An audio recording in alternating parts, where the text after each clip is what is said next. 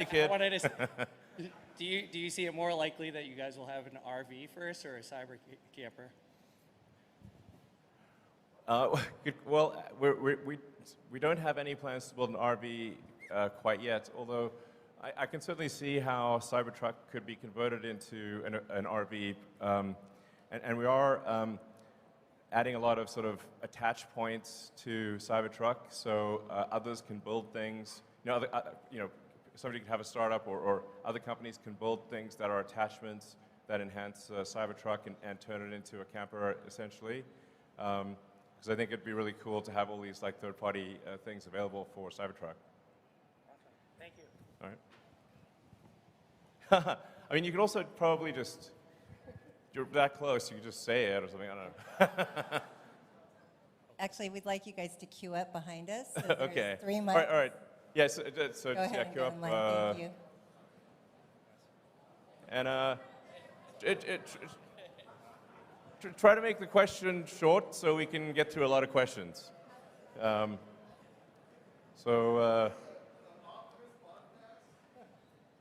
Maybe. Oh, you mean just like a Tesla team doing a podcast about Optimus? Oh yeah, sure. Yeah, I wonder if maybe we could have sort of like an addendum after the earnings call, which is like a 30 minutes podcast on Optimus or something, like for those who are interested. Okay, I think we'll do that. So, all right. Great. All right. Hey, Elon, thanks for doing this today. It's an awesome event. Thank you.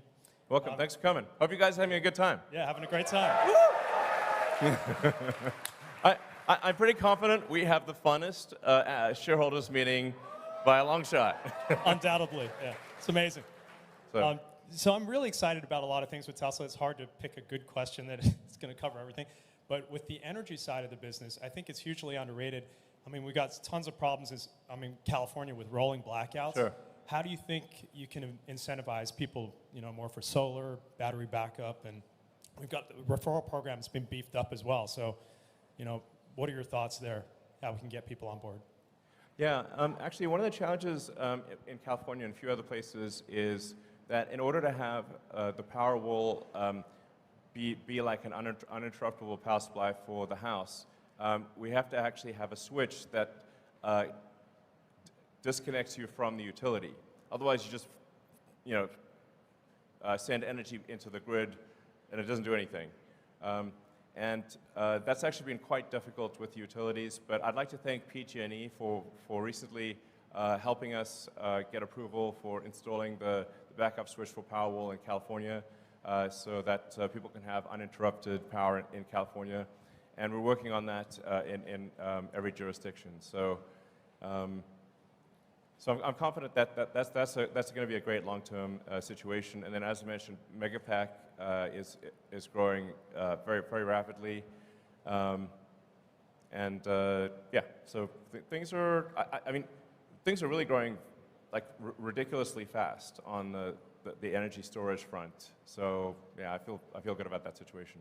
All right, next question.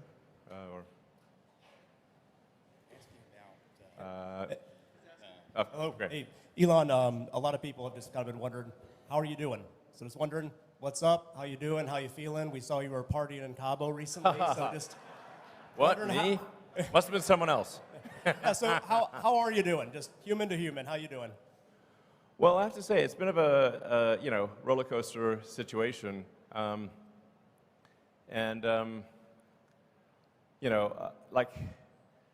it's actually pretty rare for me to be at a party. So that's like the first party I've been at in a while. And actually wasn't even going to go to it. Then my brother talked me into it. So thanks, Kimball.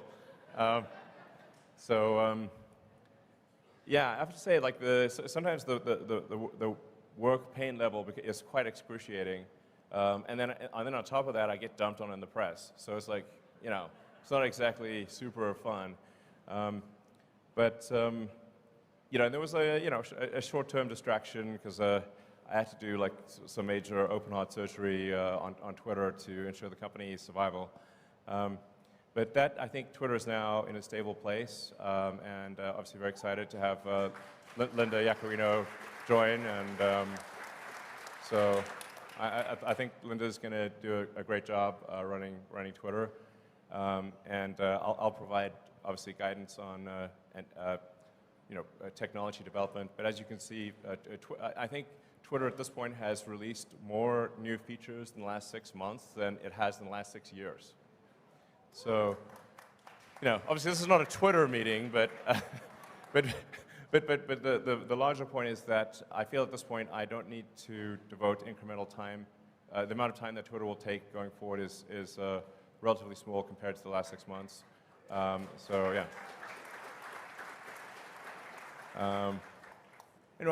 Apart from there's like some macroeconomic things that we can't do anything about. Overall, I feel very good about the health of the companies, and I'm increasingly optimistic about the future. Thanks for asking. It's kind of you to ask. So.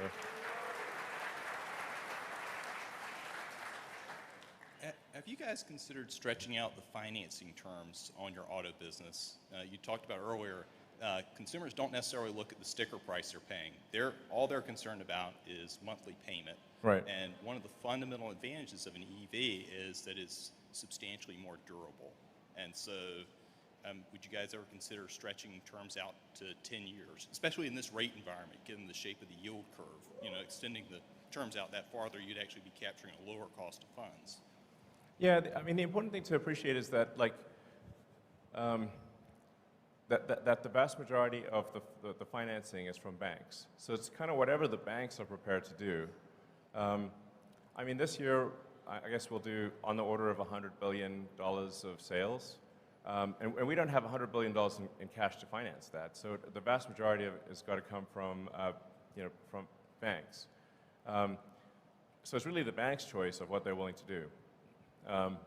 And it has been tricky with banks recently because, as I mentioned earlier, if you're a bank and you're not sure whether you're going to be alive or not, it's a pretty big distraction, and increasing your auto loan portfolio is very much a secondary priority. So it's just important to appreciate it's not up to Tesla, it's up to the banks.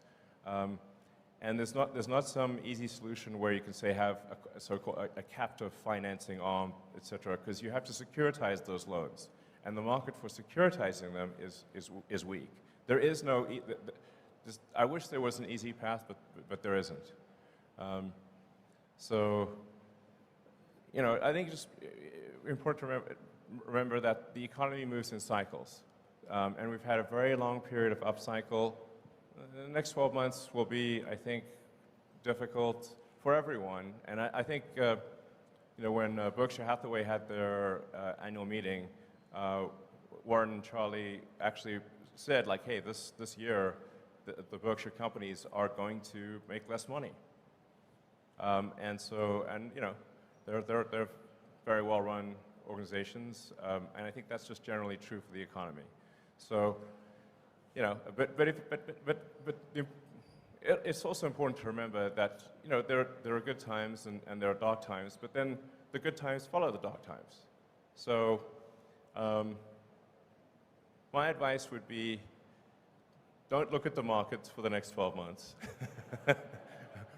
If there's a dip, buy the dip. And I think you will not be sorry because there's just generally a sort of there's an economic cycle to things, but things come back up. So my guess is tough times for a year. Like I said, just my guess. But then Tesla will emerge stronger than ever, and the long term, if you say like net present value of future cash flows, will be incredible in my opinion. All right. So.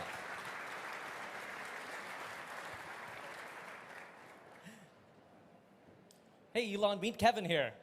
Hey, how's it going? Good, thanks. So Tesla is the largest position in my ETF, ticker PP, and that's for pricing power.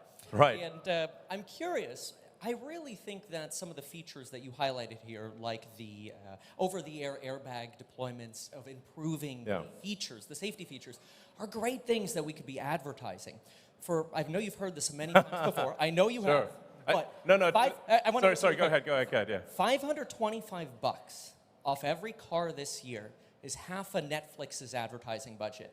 $1,000 is the entire Netflix advertising budget, and I see their ads everywhere. Why not advertise these things that you told us here? I feel like nobody else knows about this. I just talked to Gordo, the Tesla bear, and he's still talking about 2016 New York Times pieces. These people are in the past, mean, man.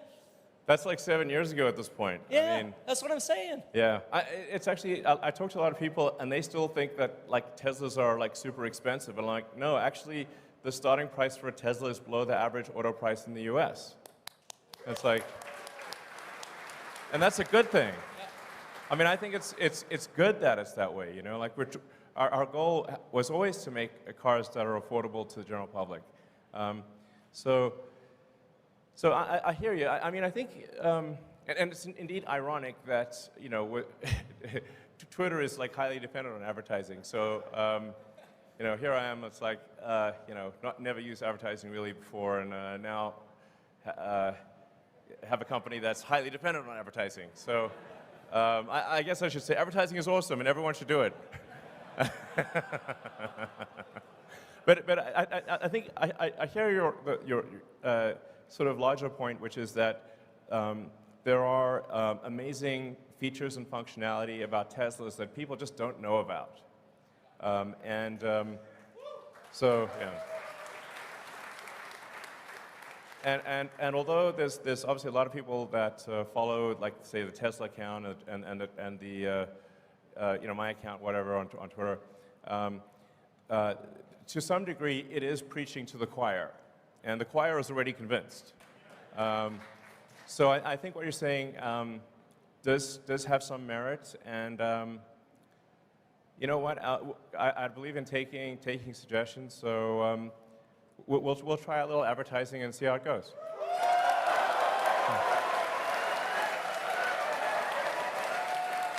Okay. Okay. All right. I wasn't expecting that level of enthusiasm, but okay.